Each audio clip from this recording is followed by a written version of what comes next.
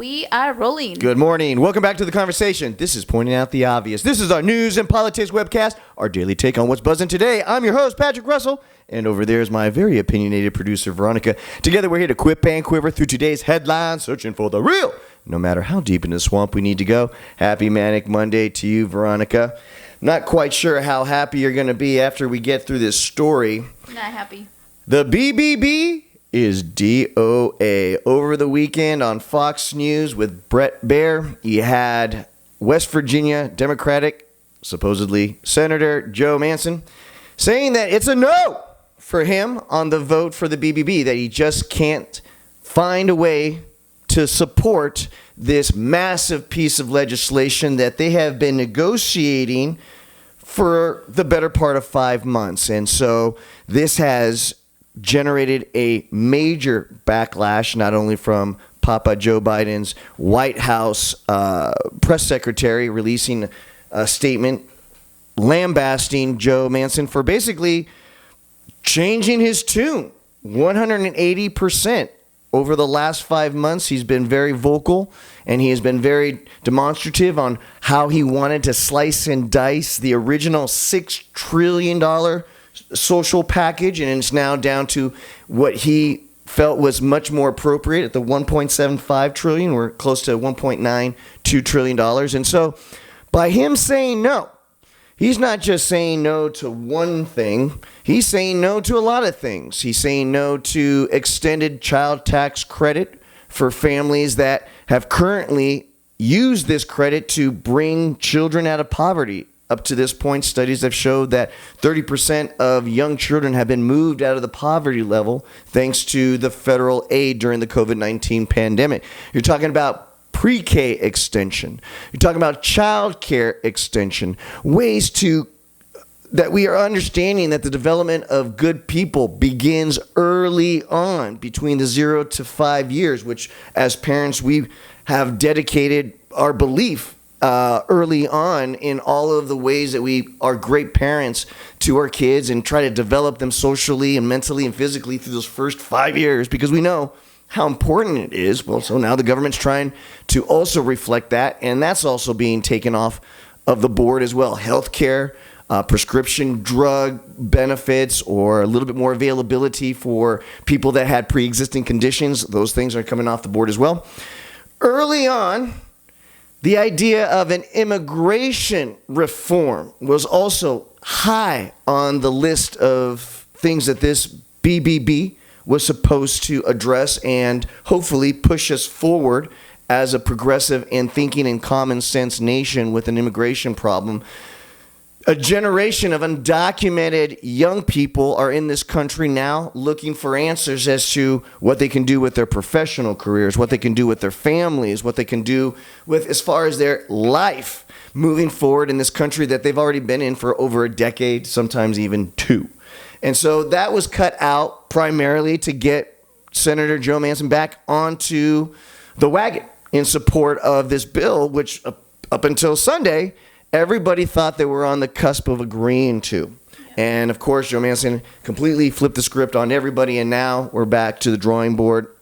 From a younger generation's perspective, and somebody that understands through the business and through clients and through cases that we deal and get personally involved with, immigration is a very important piece of legislation for us as a business and professionals.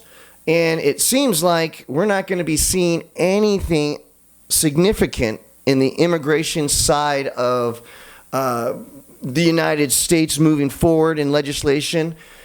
From a younger generation's perspective, Veronica, how do you feel about maybe another missed opportunity that may not come for yet maybe another 4-8 years, depending on how the presidential elections go? Your thoughts?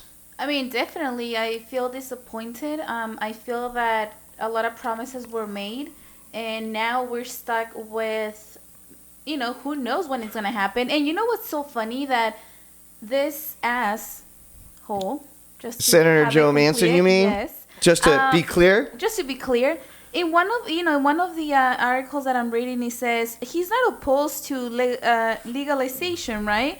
But he is committed to fix other things. We've been dealing with immigration for years and years, Decades. Decades. Basically, what, like 40?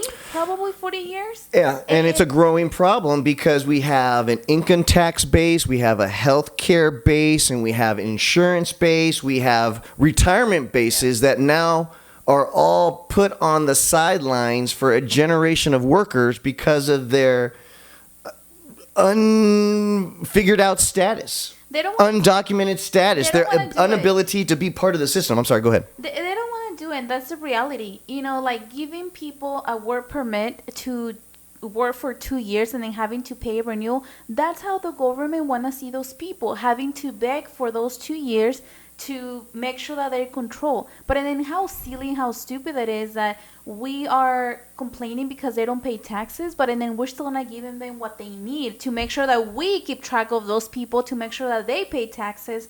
And now we're here stuck with another maybe 10 years. Let's look at it. So let's say the BBB presented its best chance for immigration reform because we had all the pieces supposedly in place. Thanks, Joe Manchin, for throwing that out the window.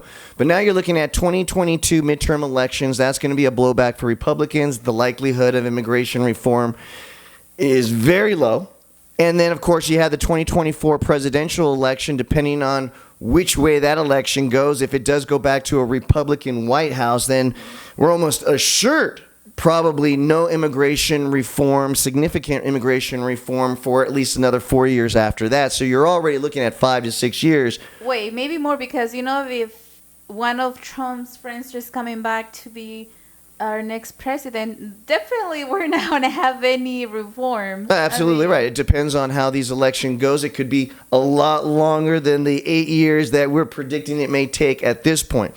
Final note. So Joe Manchin wanted to use talking points that he felt were safe. Things like inflation, right? And kicking the can of debt down the road for our younger generations. It's talking points that conservatives have been hanging on to for dear life on legislations such as these for a long time, and it's all hooey. The reality is that privately, Joe Manchin has a problem with showing to his constituencies a support of more credit going to lower income families that he feels don't deserve it. Drug dealers, drug addicts, people that waste their money and don't know how to handle their own finances. That's how Joe Manchin sees the majority of the minority and lower income families that would be benefiting from the BBB. He's opposed to that. So let me know, Joe Manchin, are you really working from good faith? No. Or are you really just trying to find any pretext you can so that you could be the foil in President Biden's attempt to get a major legislative win before next year's midterm elections? It's all politics from here, and the question is, Joe Manchin, who's behind you?